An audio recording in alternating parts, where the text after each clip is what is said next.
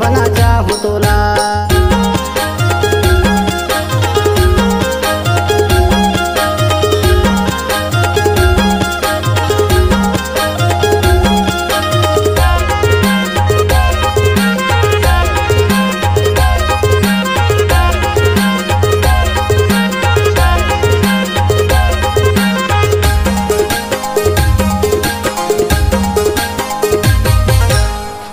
करेली घूमे ले आवे मोकस दीवाना ते कहाँ पावे, पावे दीवानी मन गाँव पड़िया, हावस दीवानी ते मोर जमरिया।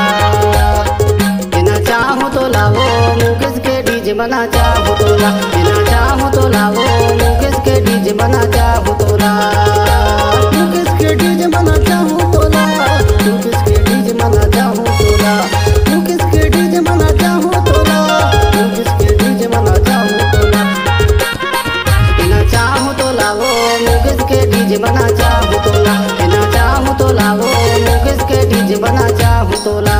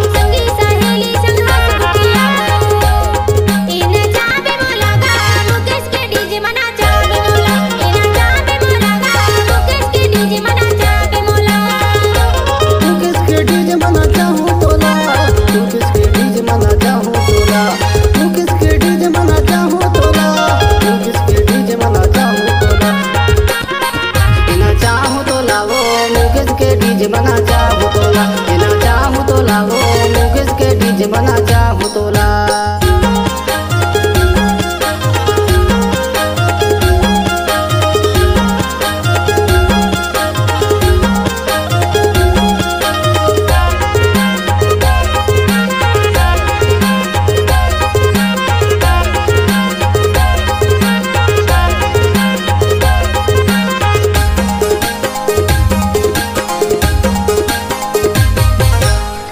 माया लगती तोर बरे यार, मिलबे की नहीं बता देना यार, गाँव बसती कोनो जाने नहीं, कैसे मनाओ दिले माने नहीं। बिना चाहूँ तो लावो मुकेश के डीजे बना चाहूँ तोला, बिना चाहूँ तो लावो मुकेश के डीजे बना चाहूँ तोला।